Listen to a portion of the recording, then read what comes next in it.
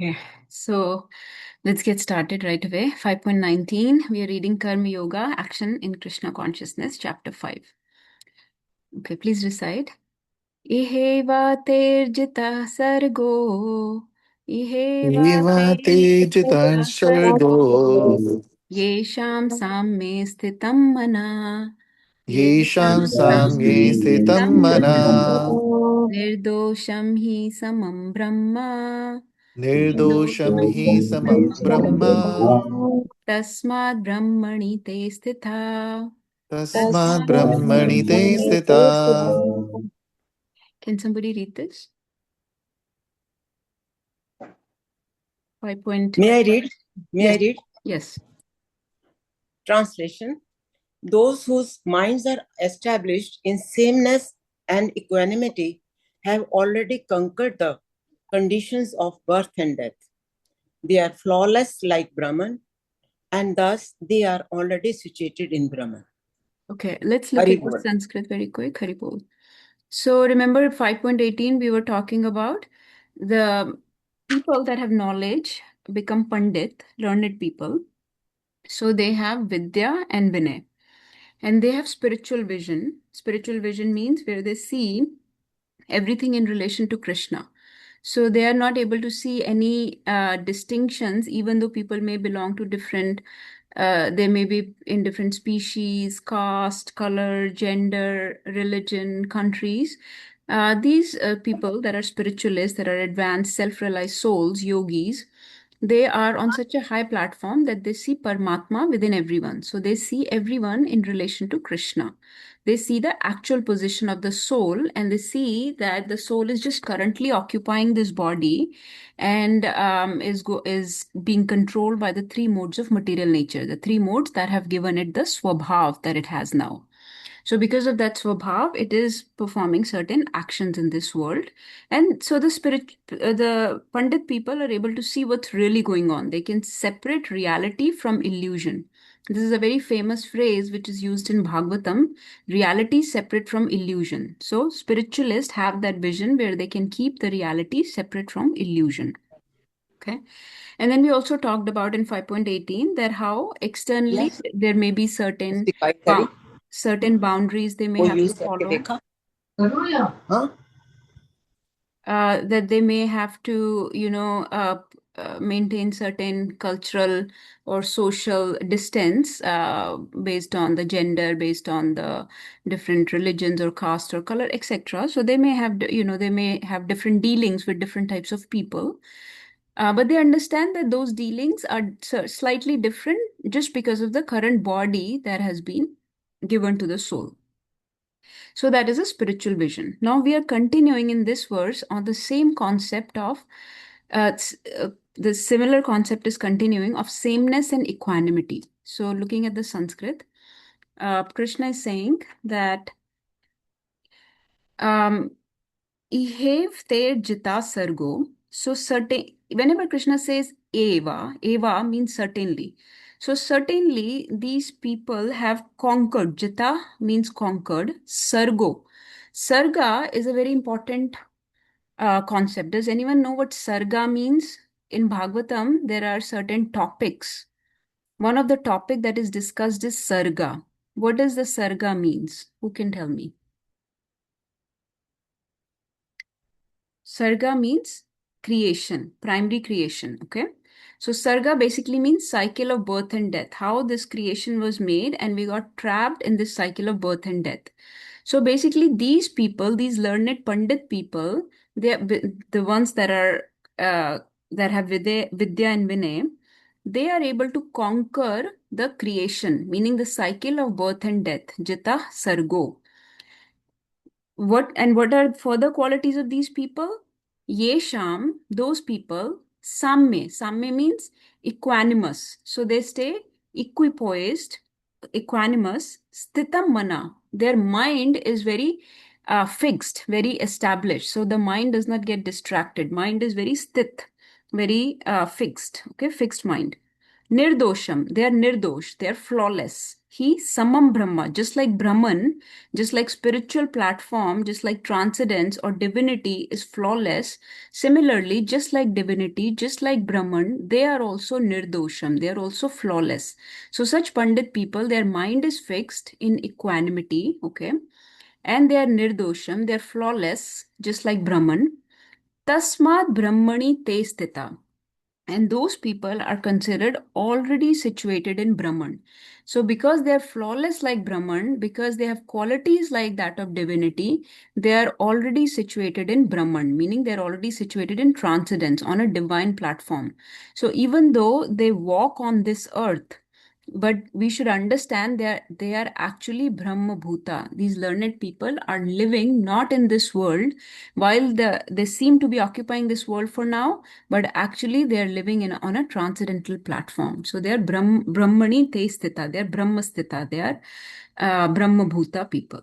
Okay, so these are further qualities of this person, that they are established in equanimity. Okay, they do not distinguish, they do not cause discrimination between people. They are established in sameness. Okay, sameness and equanimity. Also, equanimity means that they are not easily disturbed by the dualities of this world. Okay, they are not disturbed by the victory or the defeat, by loss or gains, by happiness or distress, by riches and poverty. So they are equanimous. Their mind is fixed. It does not get very joyful or very miserable when dualities of this world happen. So they are fixed. Their mind is fixed. These people have already conquered the condition of birth and death, Jita Sargo. And so they are situated in Brahman. They are flawless. They are nirdosha like Brahman. So such high platform of these learned people is described.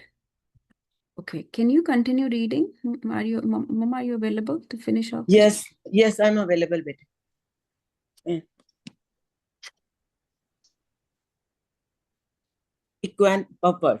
Equanimity of mind, as mentioned above, is the sign of self-realization. Those who have actually attained to such a stage should be considered to have conquered material conditions, specifically birth and death.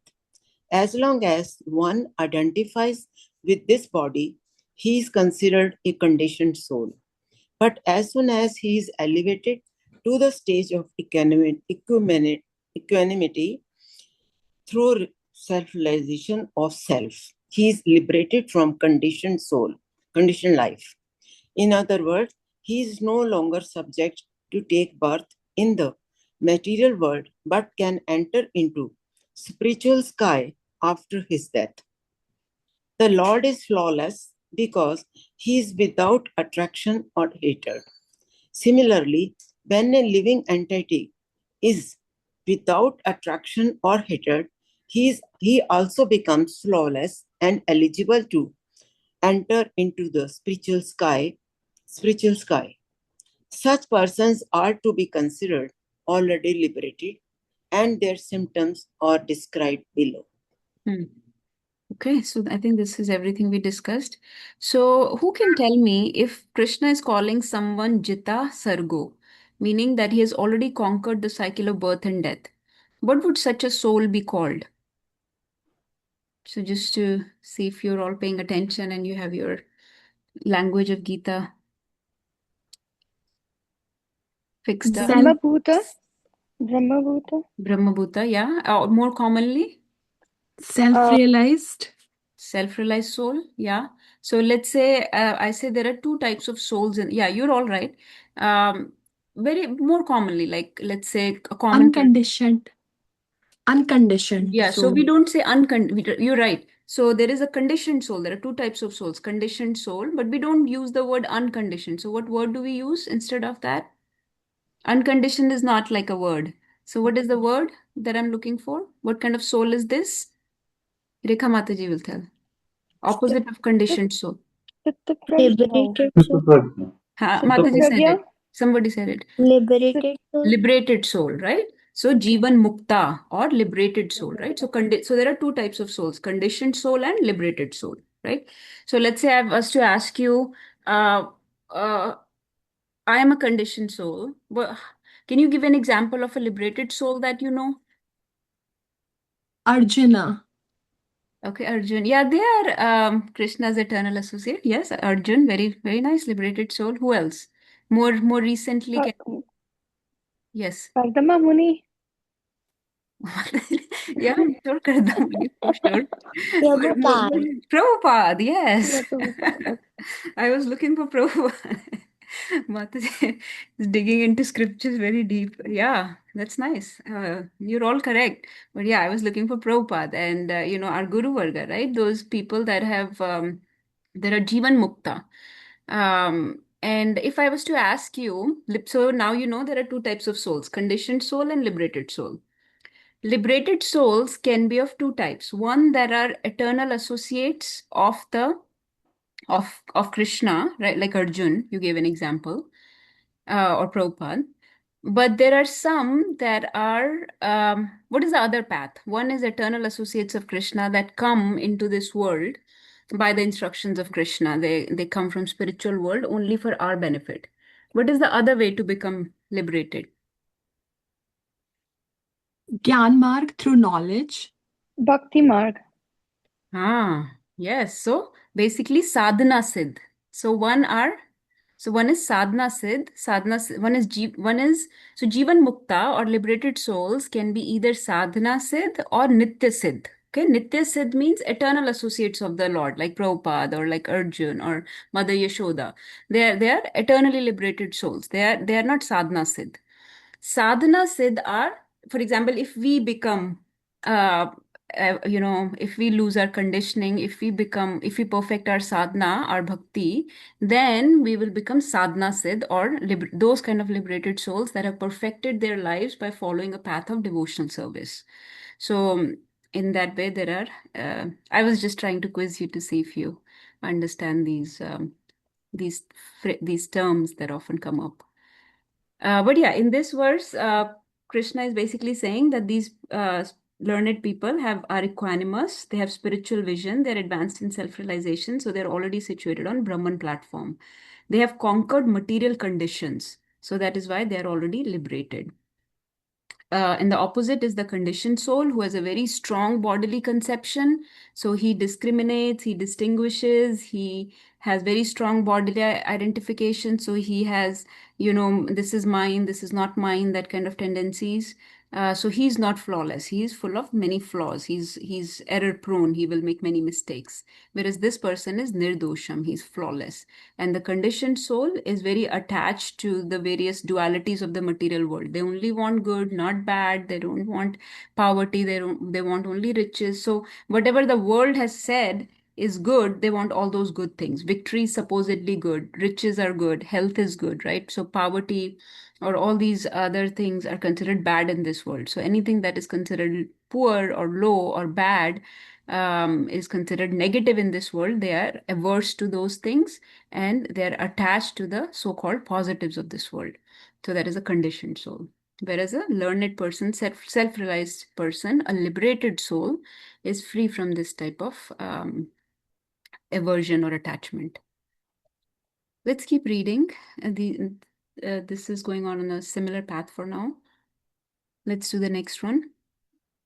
Na praharshet priyam prapya, na praharshet priyam prapya, no dvijet prapya cha priyam, No Dije Prapya prapya Chapriyam. sthira buddhir asammudo, sthir Buddhir buddhir Sammodo.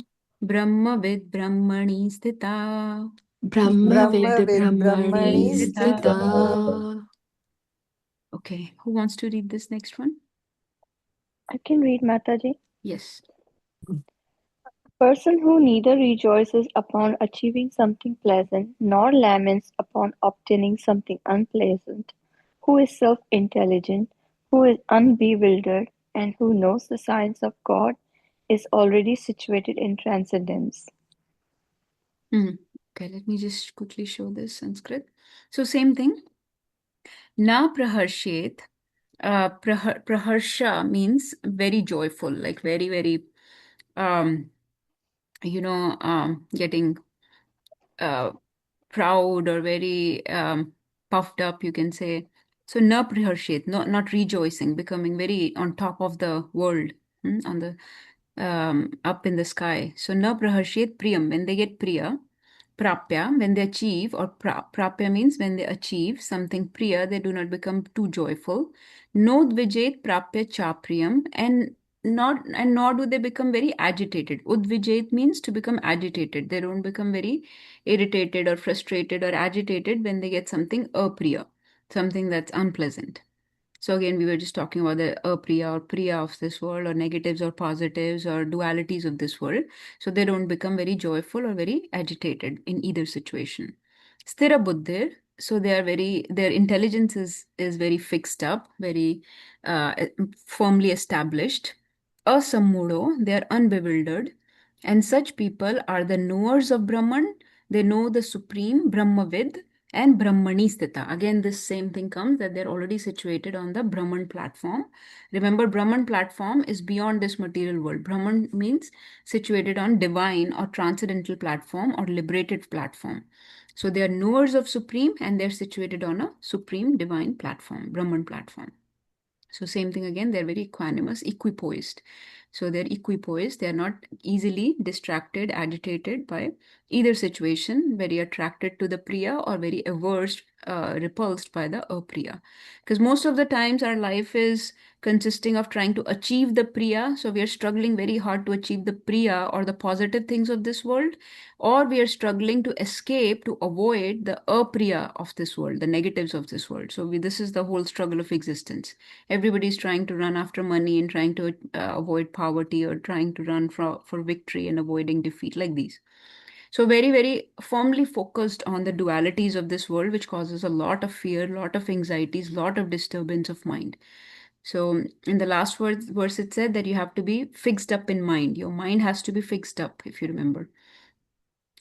Samme sthitam mana, your mind should be fixed up, and then you will be Brahmani sthita. Now it is saying that your buddhi should be fixed up, asammudo, you should be unbewildered, meaning you should not be confused, you should have clarity, and then you will be Brahmani sthita.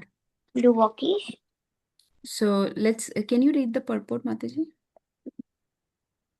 Yes, Yes, Mata. The symptoms of the self-realized person are given herein. The first symptom is that he is not illusioned by the false identification of the body with his true self. He knows perfectly well that he is not this body, but is a fragmented portion of Supreme Personality of Godhead. He is therefore not joyful in achieving something, nor does he lament in losing anything which is related to this body. This steadiness of mind is called sthira buddhi, or self-intelligence.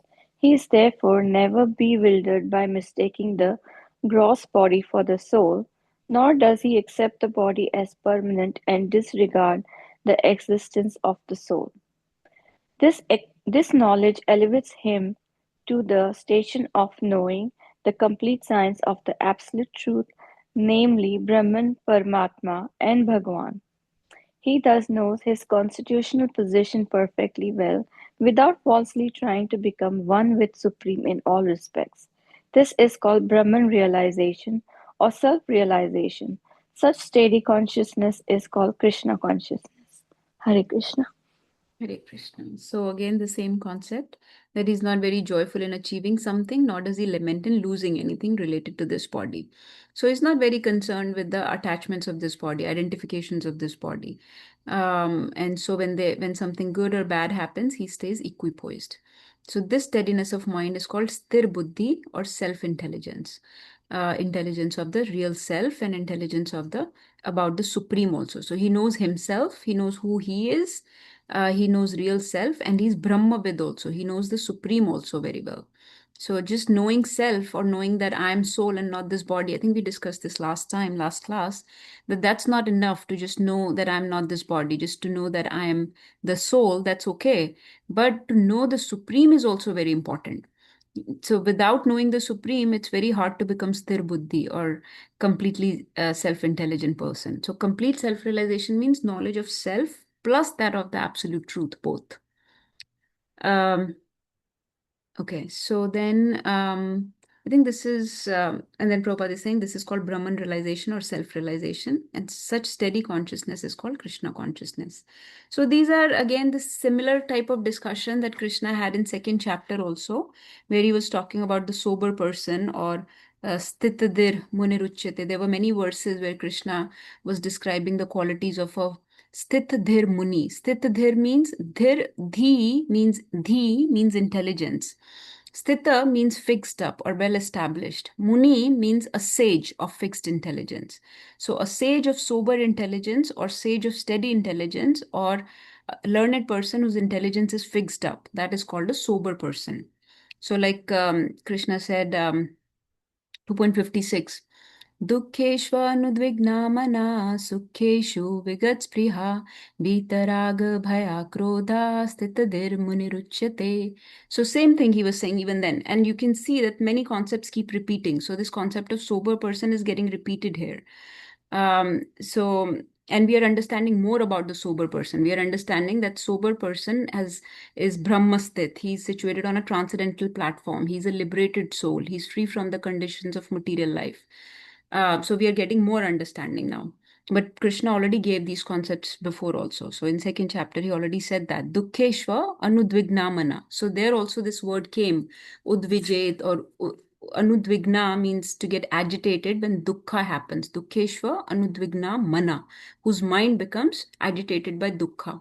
Sukheshu vigatspriha. And when sukha happens, he becomes very energetic, very joyful, very, on cloud nine, running around, boasting about it, very proud about it. So sukheshu vigatspriha. Vita rag bhaya krodha. So such a person is free from rag, which means attachment, from bhaya means fear, and krodha means anger.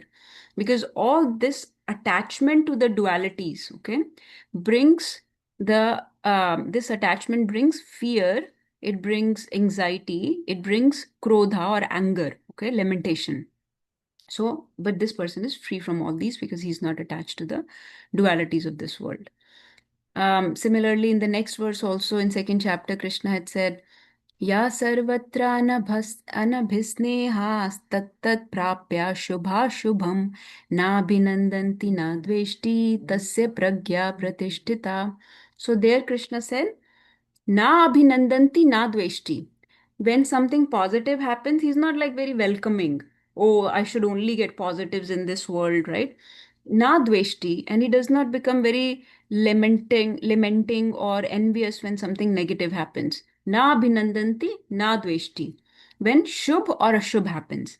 So Krishna is using different words for similar situations or for similar type of people, like shubh, ashubh. Right now he said priya, apriya, or he said dukkheshva and sukheshu, like that. So he uses different words to describe various situations in this world. So he said, Na binandanti, na dveshti, tasya pragya pratishtita. Pragya means, I used to have a friend, her name was Pragya. Pragya means intelligence. So tasya pragya pratishtita. Pratishtita means very well established, very firmly situated intelligence. So to describe sober person, Krishna kept using in second chapter two phrases. Sthitadir muniruchyate or tasya pragya pratishtita. He keeps saying that. So please remember those, try to memorize those verses eventually. And here also Krishna is further describing that such a person is sthir buddhi, tasya pragya pratishtita. Same concept, very firmly established in intelligence. His mind is established, is fixed up. And when your mind and intelligence gets fixed up, then you are brahmani sthita. You are situated on transcendental platform. Ultimately, the point is that the world is made of dualities. This is a world of dualities. There is dvandva here, and those who are free from the dvandva, who recognize that there are dualities and do not get attached to those dualities, they are the sober person. They are the learned person and situated in liberated condition. Okay, now Krishna will talk about more qualities of this learned person. Okay, we already talked about one quality was he has spiritual vision. He's samdarshi. He does not get attached or reverse to the dualities of this world. Okay, and now we're talking about his sense control. Okay, So for a few verses, Krishna will talk about sense control. 5.22 is very important, so we'll spend some time on that one. 5.21.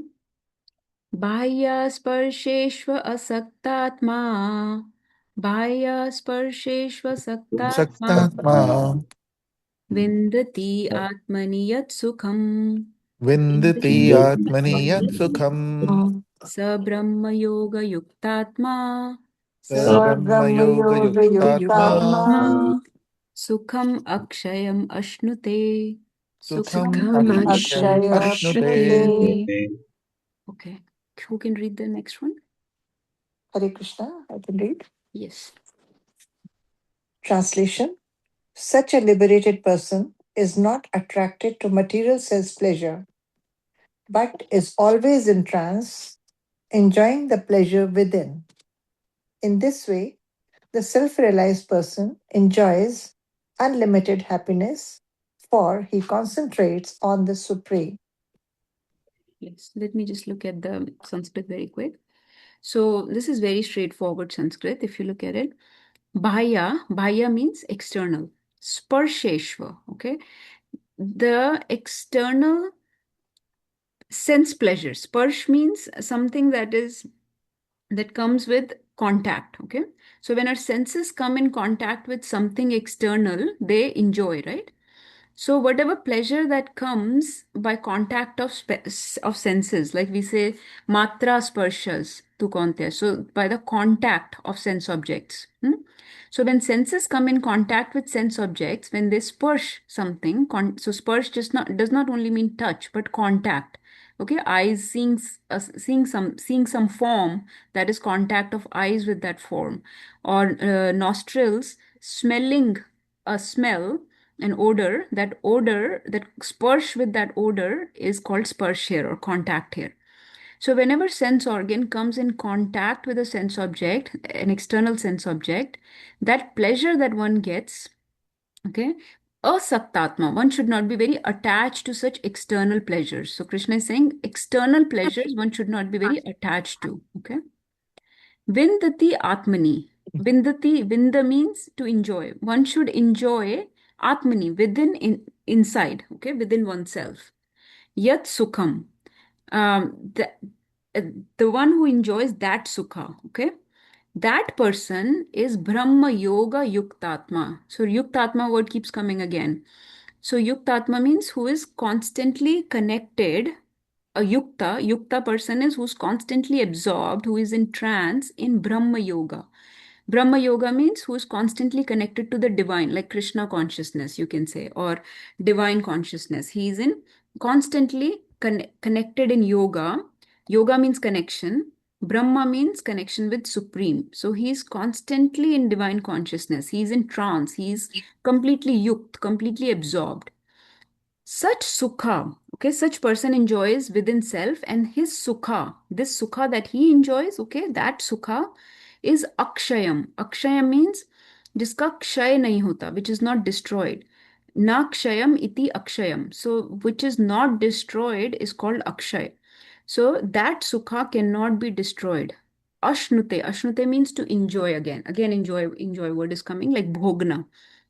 Like Ashnami, later on Krishna says in 9th chapter, Ashnami Pritatmana. Ashnami means, or Yad Karoshi Yad Ashnami, that whatever this person enjoys or bhogos or accepts. So such sukha this person accepts is Akshay. So ultimately, Krishna is saying that this person is not attached to the external pleasures. He enjoys within himself, and such sukha is indestructible, inexhaustible, and this person is constantly absorbed, is constantly connect in divine consciousness while enjoying this bliss. So basically, this type of Brahma Yoga, this type of divine consciousness is extremely blissful state, which he is enjoying within himself, and not the external pleasures which come and go. This purport is opening with a very beautiful, very important verse actually by Yamunacharya, often quoted by our teachers. I can sing this and then mom can continue. Yad avdimam cheta Krishna padarvinde navnavrasadhamni udaitam rantum asit tad avdipatanari sangame smaryamane bhavati mukha vikara sushtu nishtivanam cha.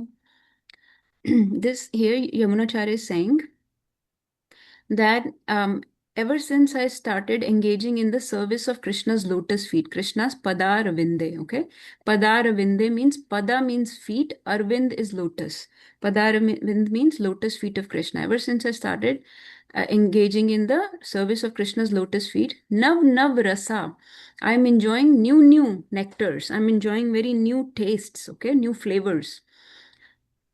So since then, okay, any thoughts of sense pleasure, and the highest sense pleasure in this world is typically described as sex pleasure, okay? Nari sangame smaryamane. When I think of sanga with nari, meaning he's talking about sex pleasure, when I think about that pleasure, bhavati mukha vikara, my mouth becomes distorted. My like basically vikar means like distorted or disturbed. Like I get this bad taste in my mouth. So anyways, so basically, by thinking of such low pleasures like sex pleasures or other sense pleasures, when he says this pleasure, it involves all the sense pleasures because this is considered highest in this world. So any kind of sense pleasures basically bring a very bad taste to my mind ever since I've started engaging in the service of Krishna's lotus feet, because there I'm enjoying such new, relishing such new different flavors of bliss. Okay, yes, Mom, you want to continue? Uh, From here, since I have been.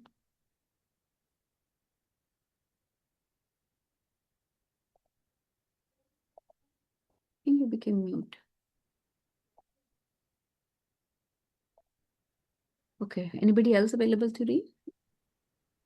Mom, you're muted. I don't know if you know that. sorry. I was reading. Okay. You can. Since I have been engaged in the transcendental loving service of Krishna, realizing ever new pleasure in him, whenever I think of sex pleasure, I spit at the thought, and my lips curl with distaste. A person in Brahma Yoga or Krishna consciousness is so absorbed in the loving service of the Lord that he loses his taste for material sense pleasure altogether. The highest pleasure in terms of matter is sex pleasure. The whole world is moving under its spell, and a materialist cannot work at all without this motivation. But a person engaged in Krishna consciousness can work with greater vigor without sex pleasure, which he avoids. That is the test in spiritual realization. Spiritual realization and sex pleasure go ill together. A Krishna conscious person is not attracted to any kind of sense pleasure due to his being a liberated soul. Okay. So this is straightforward, talking about how one loses taste for sense pleasures when one gets the higher taste. I think can't remember, but I think that verse is also. How do I find out? I think that verse is also in the 25 verses. Who can quote that verse to me, which talks about the higher taste?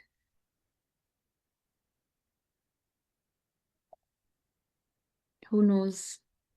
Again, from second chapter. So Krishna is talking about many concepts from second chapter. If you had to talk about higher taste, because you will get this question many times during your preaching or when you go out, you're talking to people. I can't give this up or that up. I can't give up, let's say, smoking or alcohol or meat or something like that. Then you have to tell them the concept of higher taste as you understand from Bhagavad Gita. And so which verse would you state, would you cite to establish Is it that? 2.43? The second line is Rasvarjam Rasopyasya Param The Drishtva. number is incorrect, but the verse is correct. Yes. 2.59. Yes. Mataji, you know it? 2.59. Yes, Mataji. Oh, Hari Bol. Would you like to recite? Okay, Mataji. विषया विनिवर्तन्ते निराहारस्य देहिना रसो वर्जं रसोऽप्यस्य परं दृष्ट्वा निवर्तते. Yeah, rasvarjam rasopyasya. I see that I did not include it in 25 verses somehow. Because there are so many to include, I didn't include this one. But Hari Bol, very nice. Can we have 3 times Hari Bol for Mataji? Haribo, Bol. Haribo. So, Mataji, this is very important, Mataji. Please add. please include it. Okay, I'll take out some other one and we'll include this one. So yeah, Vishya vinivartante niraharasya dehina rasvarjam rasopyasya param drishtva nivartate. So param drishtva means higher taste. That it is not possible to control the senses by just avoiding the sense object, by refraining the senses, it's hard. By just withdrawing the senses, restricting them artificially, it's hard. Takes a lot of effort. So it's the better policy is to develop a higher taste, to attach them to something more palatable, something divine, as Yamunacharya is stating here that he is engaged in the service of the lotus feet of Krishna. And since then, he lost taste for all other sense pleasures. And when he think of those sense pleasures that are so valued by the world, when he thinks of those, his mukha vikara, his lips curl with distaste at the thought of those sense pleasures, and he spits at the thought. So such distaste or such one automatically starts avoiding the worldly pleasures when one develops the higher taste. So the easiest way to cut back on worldly pleasures is to add Krishna in your life. That's why we say don't focus too much on don'ts. Don'ts will automatically happen when Krishna enters in one's life. So when Krishna takes over one's life, all these other things, unpleasant weeds that need to be removed from life, they will get removed. And if we are not able to remove certain weeds right now, that just means that there is a lot of space in our life to add Krishna. Like we have not added Krishna enough, that we are still cultivating our material enjoyments or worldly pleasures.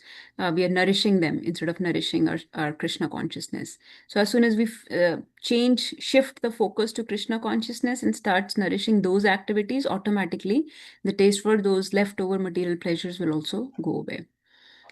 And remember that these things are this type of pleasure is very deep. It's very internal. It goes much deeper than any sense enjoyment pleasure can go. And in the next verse, I'll discuss more. We'll break it down completely.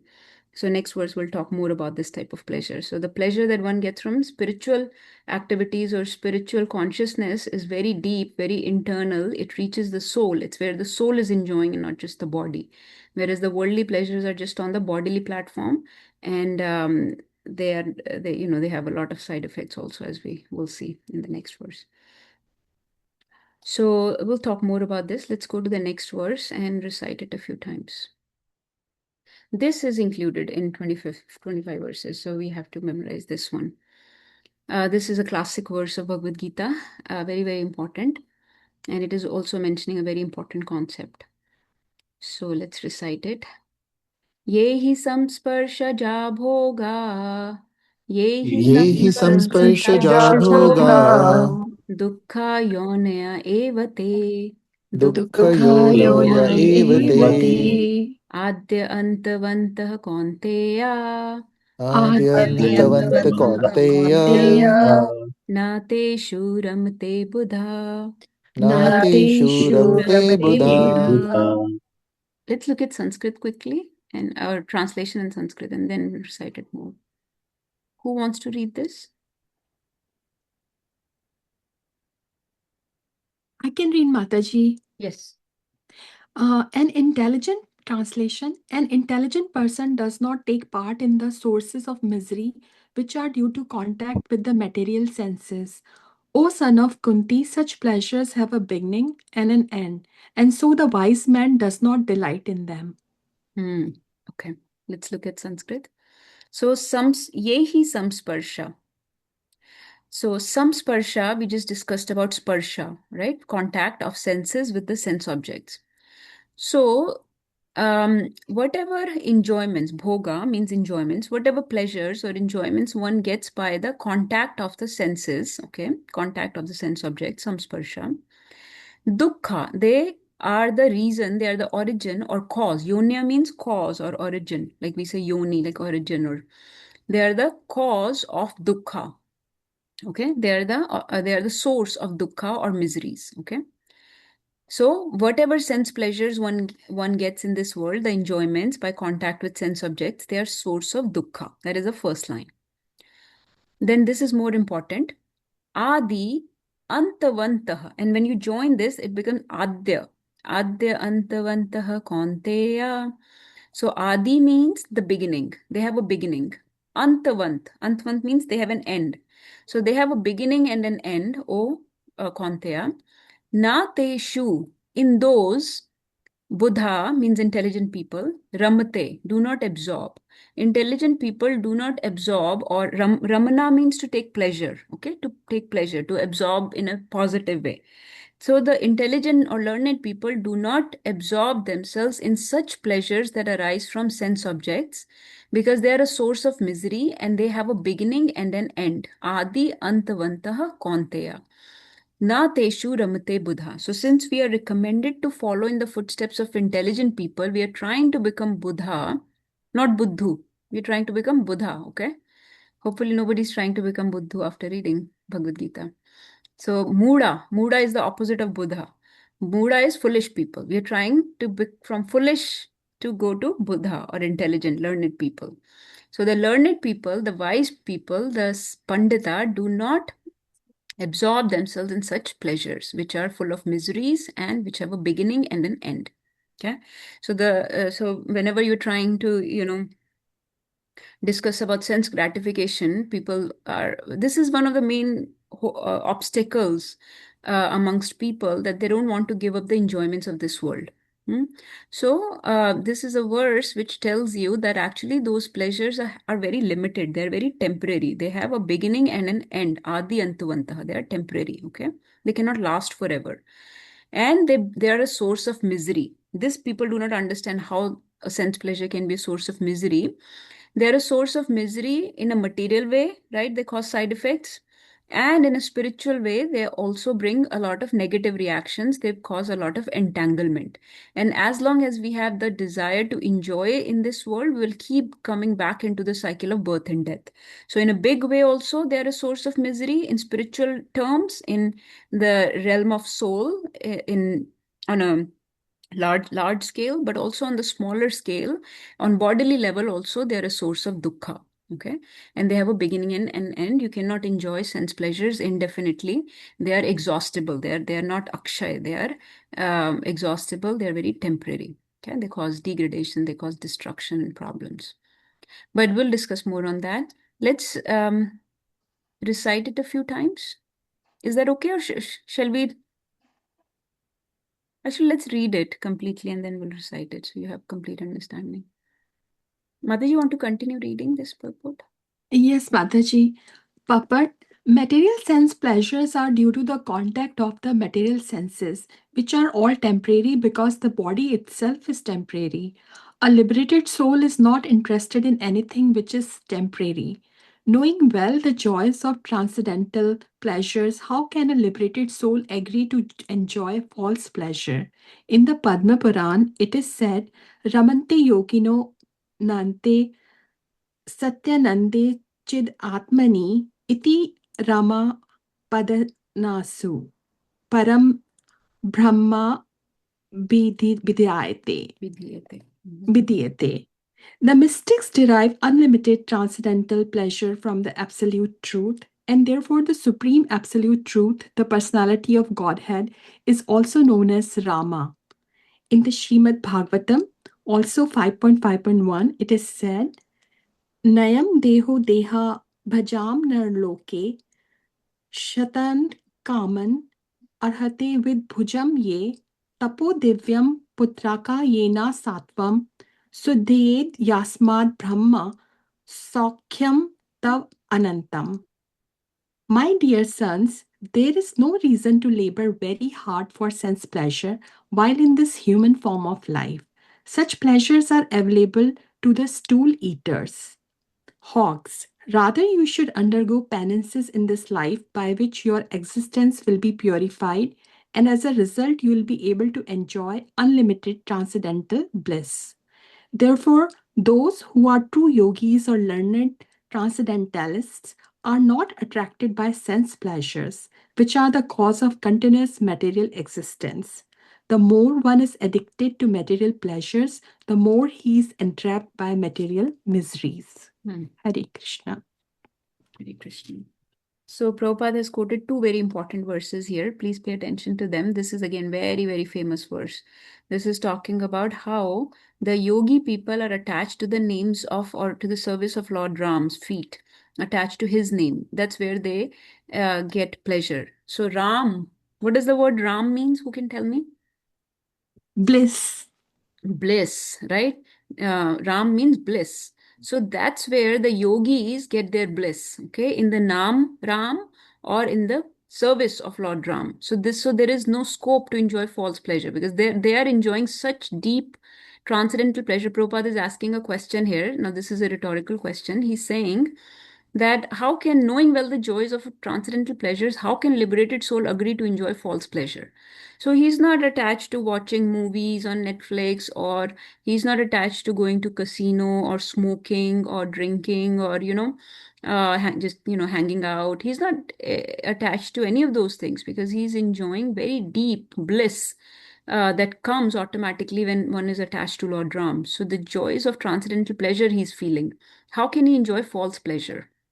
So he's Param Brahma Vidiyate. So supreme pleasure he's enjoying. Those people are the yogi people. जिसमें योगी भी रमते हैं, वो हैं Lord Ram. Ramante yogino nante. Okay. So these people do not have any taste for anything else in this world. And then Prabhupada is quoting a very important verse.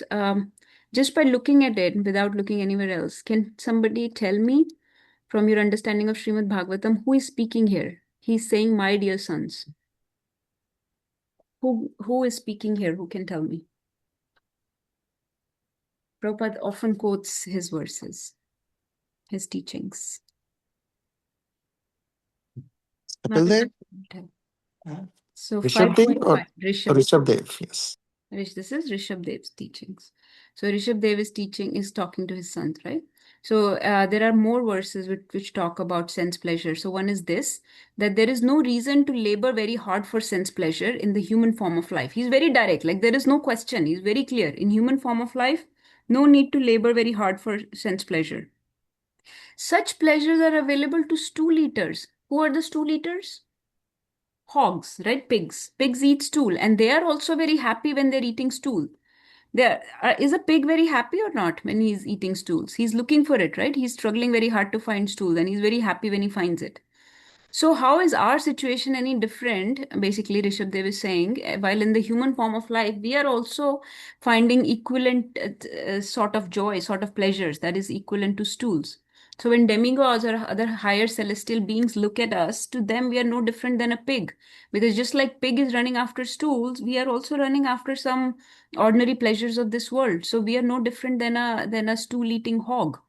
So these pleasures are available to stool eaters also. But in human form of life, we are meant to do more. We are this gym that I go to, their slogan is, I was looking at this yesterday, their slogan is, you're meant to do more. So I was thinking this is actually, you're meant for more. So I was thinking this is actually the slogan of the devotees, that we are meant for much more. In human form of life, we are meant for much more than just becoming a more sophisticated stool-eating hog. So, but that's what we have become. We have similar type of enjoyments as animals have, but just more sophisticated. So in this human form of life, we are meant to do more. We are meant to achieve more, meant to become more. So not just chase the ordinary sense pleasure of this world. So then he says, Rishabh Dev says, you should undergo penances in this life by which your existence will be purified. And then you will be able to enjoy unlimited transcendental bliss. So these are the true yogis who are not attracted by sense pleasures. Now let's discuss a little bit more. I've had this discussion many times before, but this is the right verse to slow down and talk about it. So let me open my whiteboard and I'll see if all of you can Okay, I can never find the whiteboard. Okay.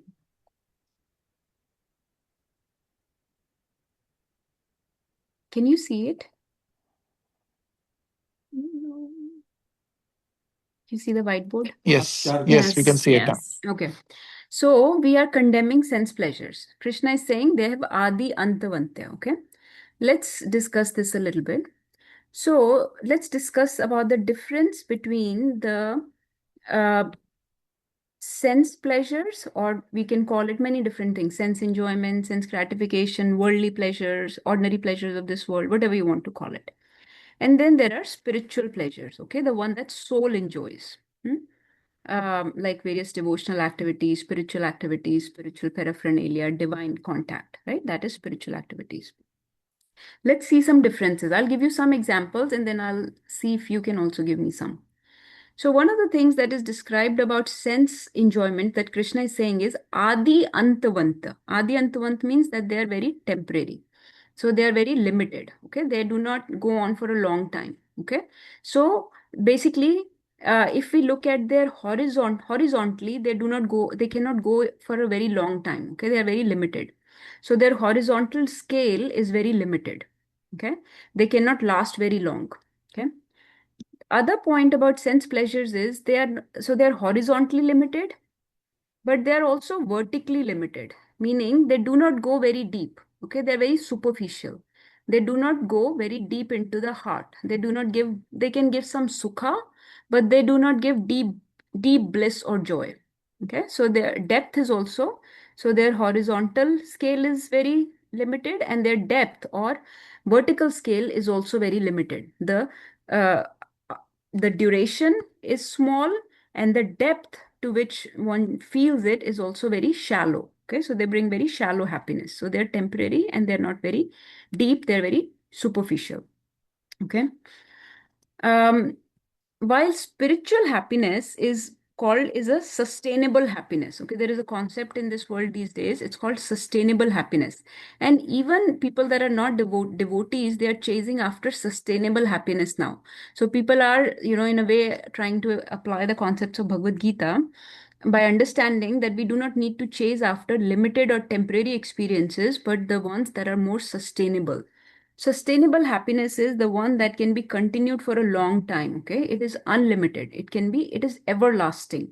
Okay, it is everlasting. So its horizontal scale is unlimited. Its duration is not limited. Okay, spiritual happiness will last forever. And then depth is also very deep. It gives profound. That's why the material joys are typically not called bliss. Bliss or anand, this word anand in Hindi or bliss in English, this word is typically reserved for spiritual experiences only. This is not described for material pleasures. People may use it erroneously, but it is not typically used for material pleasures because they cannot give that deep, profound bliss or anand which spiritual experiences can. Okay. The other point about sense pleasures is Krishna said dukkha eva yonyate, that it gives dukkha or misery, meaning it brings some side effects. Okay, we said it brings side effects on material level and spiritual level. So side effects means, for example, if I try to enjoy some kind of material pleasure, let's say I like to eat laddu. So if I decide to eat a lot of laddus, 5 laddus, right, then it will give me side effects. Whereas if I decided to chant 4 rounds, but instead of 4 rounds, I ended up chanting 16 rounds, right? There is no side effect. In fact, there is actually a lot of benefit. So no side effect of doing this spiritual activity more, but there's side effects of doing material activities more. Okay, it will bring you side effects. In spiritual terms, also, it will bring side effects because it causes entanglement. It gives you reactions. Whereas the spiritual pleasures will free you, they will liberate you, right? The more you do spiritual activities, you will not get entangled. You will be becoming free from the cycle of birth and death. Now, these are just a few. There are at least 4 or 5 more differences between material pleasures and spiritual pleasures, right? So we said the side effects can happen, material and spiritual. So we cannot enjoy too much. Amount has to be limited. duration is limited, depth is limited. What else? What other differences can you think of? Because I don't want to be, it's Mataji, you have to put in effort, exert an effort to get the material pleasures, yes, to get the wow. happiness. Very bold, very, very important point. It takes a lot of effort to get material pleasures. To get any tangible material pleasure, it takes a lot of effort, right? Depending on the amount of or how sophisticated your pleasure is, it will take a lot of effort. Let's say I want to go to, for a foreign trip, then I have to arrange a visa, I have to get a ticket, I have to have that much money, I have to apply for some time off from work. And even then, my health has to be good to be able to travel. Even then, there can be obstacles when I'm traveling. My flight may get delayed. My visa may not come in time. My passport may not come in time. Some authorities may stop me at the airport. Weather may be bad. You get there and then you get sick, or something happens in that country. So many things. Like, so the bigger the amount of pleasure we want to enjoy, bigger the effort you have to put in. So it takes a lot of effort to arrange spiritual pleasure. Very important point. So lot of investment in material pleasure and very minimum return. So returns are very minimum, and that too with side effects and entanglement, right? Yes. So more effort and very minimum return. What else? Who else can?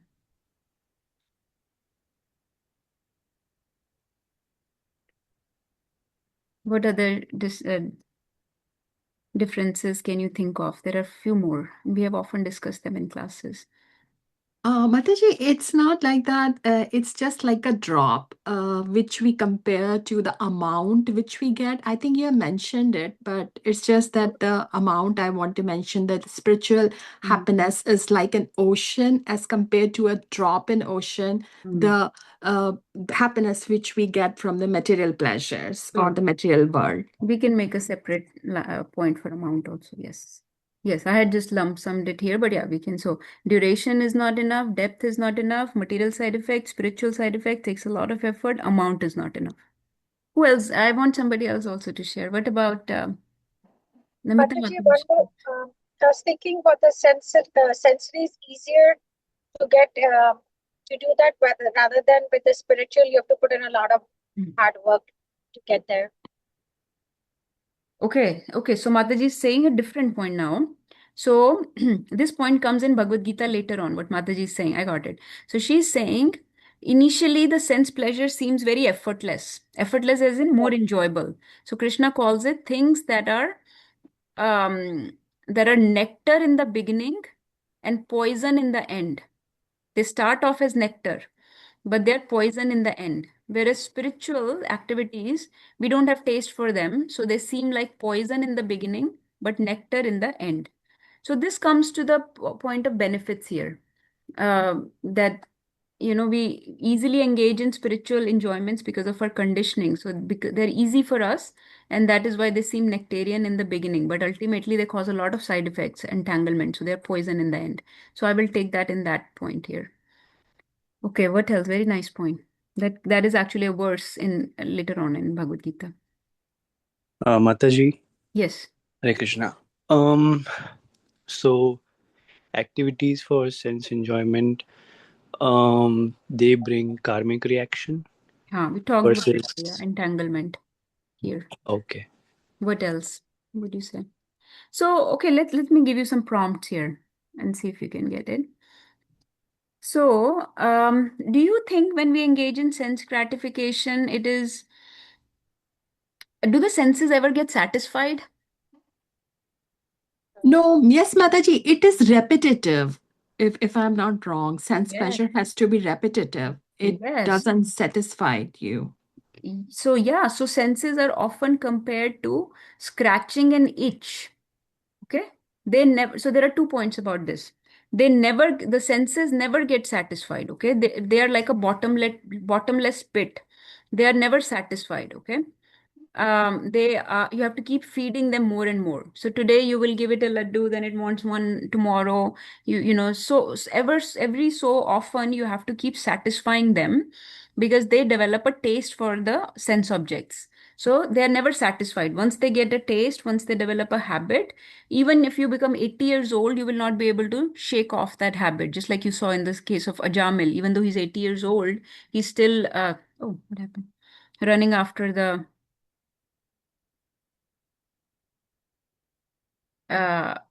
women. So in this way, they are never satisfied. It's like scratching an itch. The more you scratch it, the more they want. So their urges are never satisfied. It's like a bottomless pit. The second point about satisfaction is that when you try to enjoy sense pleasures, they cause more agitation, okay, of your consciousness. They cause more agitation. They do not have the calming effect. But when you engage in spiritual pleasures, they calm your consciousness. Okay. These things are agitating, whereas these things are very calming. Okay. They calm your consciousness.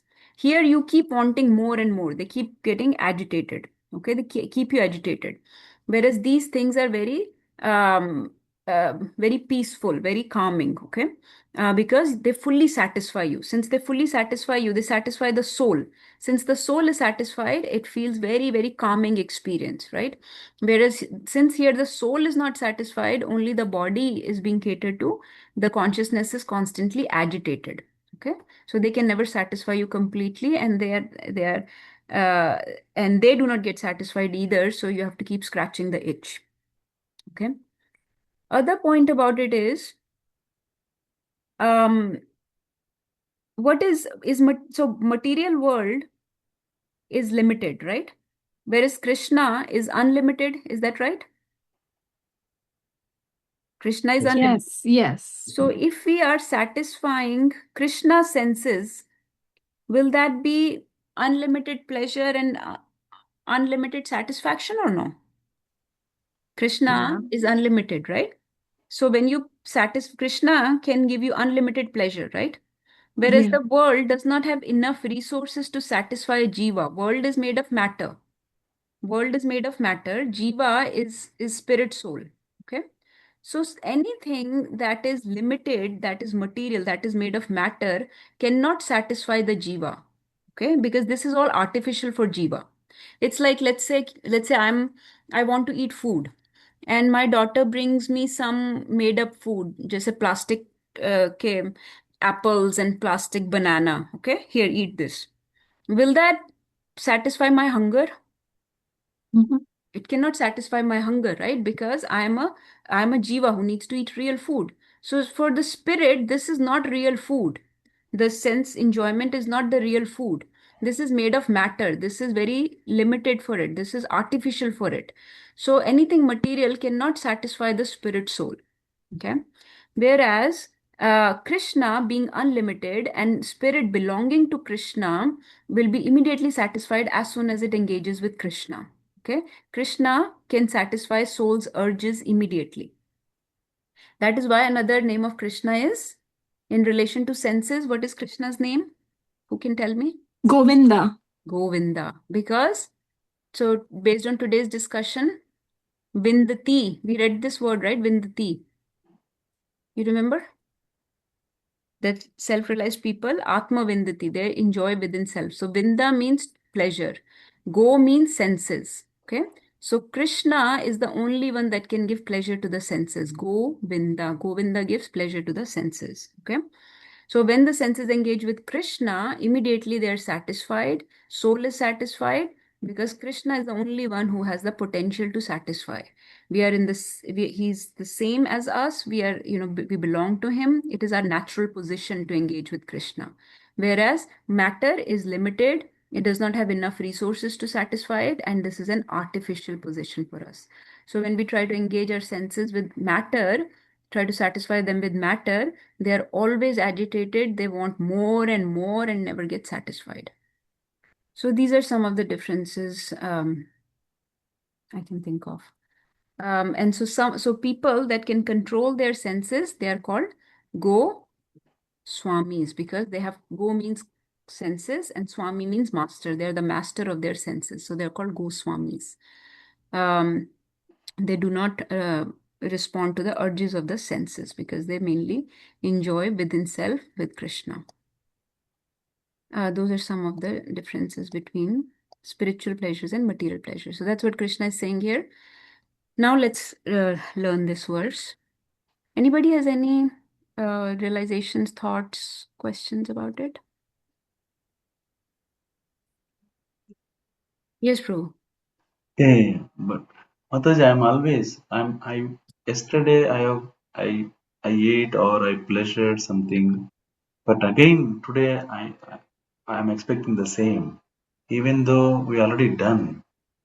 And but practicing this is very what is the best way to practice? So that pleasure, that bad thing, I'm expecting today as well. Okay, let it be. We'll do that bad thing one more time. But I'm not satisfied. That material thing only. I'm every day practicing that.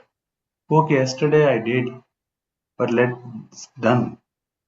Why do we need to do again today? You understand, Mataji? But what is this 22nd one? I need to practice. But what is the best way to practice, Mataji?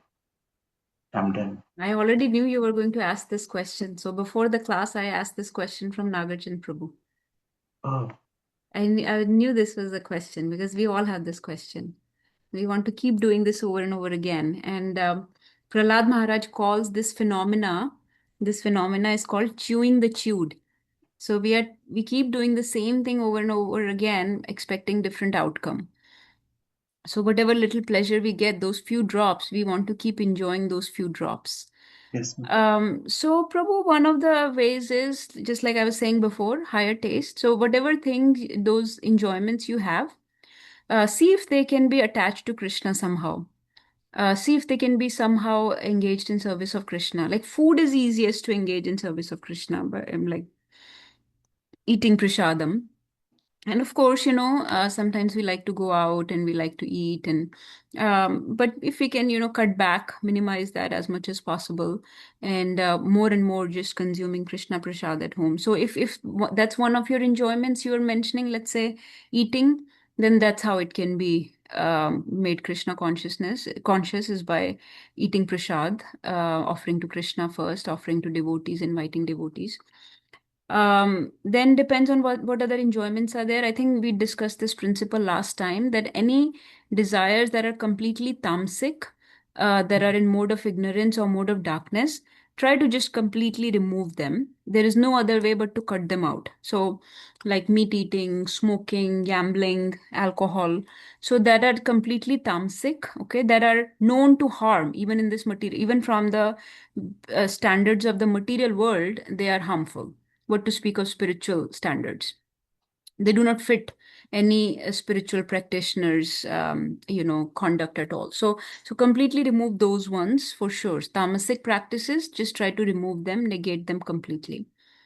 The mode of goodness, you should try. Typically those are the ones you can engage in service of Krishna. So see if we can engage them. Mode of passion or very rajasic desires that we have, some of them we have to control or even avoid, and some can be engaged. So you would have to use your intelligence to see which enjoyment can I engage in service of Krishna, and which I can do very minimally, just try to avoid as much as possible, and which I should completely stop. So mode of passion, you would have to use your discrimination. Mode of goodness, typically, all activities, sattvic activities can all be engaged in service of Krishna typically. And they become transcendental when you engage in service of Krishna. Tamasic typically cannot be engaged.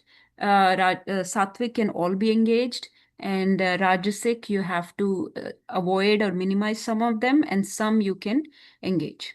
So depending on which enjoyment you have, propensity towards, we'll have to slowly work at it. But it's a slow, gradual, work in progress. It'll take time.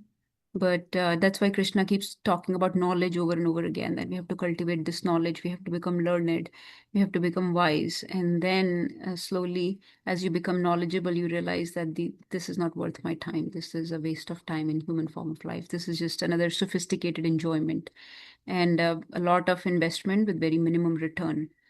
Also another point I was discussing with him, because I was thinking this is a problem everybody has. I also have.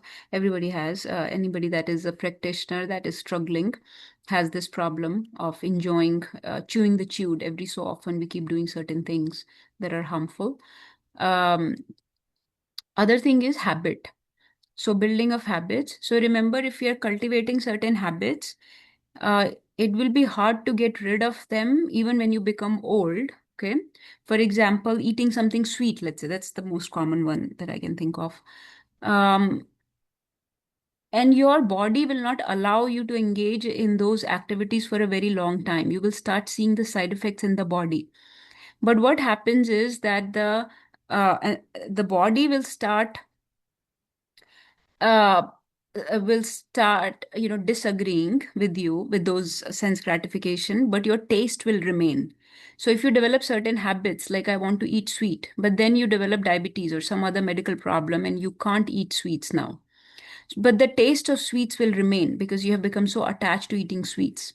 So you will now suffer at a later point in life. So if you cultivate these habits every so often, keep doing these, and when your body does not have the resources to engage in those habits that you cultivated, you nourished so fondly, then you will become very depressed, discouraged, disappointed.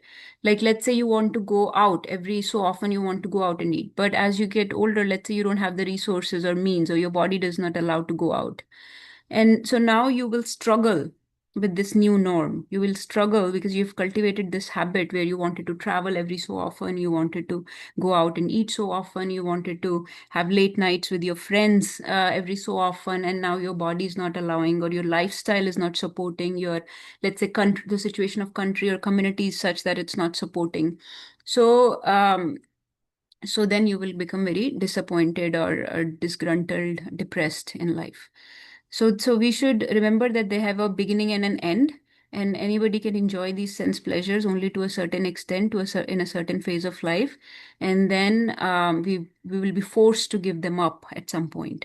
And we don't want to be like that old person, 80 plus year, 90 plus years old, who still has these taste for sense enjoyments. That verse by Shankaracharya, Mundam Galitam Phalitam, can't remember the verse, that everything is gone, but he still has taste for these sense enjoyment. So we should start detaching in a very deliberate way, even in a younger age when we can. So give these things up when we have the option to give them up, rather than when we are forced to give them up, is what I'm saying. Because eventually you'll be forced to give them up. Yes, Mataji. If this class is there in another 10 hours, then I am the same, Mataji. If this class is in another 10 hours, but I am in same mode. But after disconnecting, again I am going into the same. Yeah, that's okay, Prabhu. It's That's it. slowly it will take effect. Another point in that whiteboard that I made, the thing about sense pleasures is that when they are fulfilled, they cause, it is described that they cause greed. You want more, right? And when they are not fulfilled, they cause anger or frustration.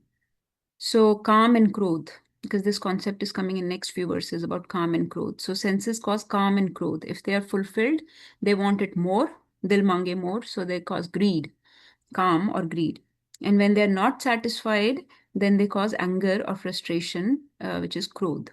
So either way, it is a lost cause to try to satisfy the senses, because whether they're fulfilled or not fulfilled, in both ways, they cause problems for the soul. They cause difficulty. So just try to cut back unnecessary things that you can identify in your life. Tamasic things, at least, we can cut out for the time being. Yes. Anybody else wants to share anything? Or questions, corrections, realizations? Okay, so then we'll stop for today. Thank you everyone for joining. Vancha kalparubhascha kripa sindhubhya vacha patitanam pavanebhyo vaishnavebhyo namo namah. Srimad Bhagavad Gita ki jai. Jagadguru Srila Prabhupada ki Jai. jai. Hare Krishna. Thank you.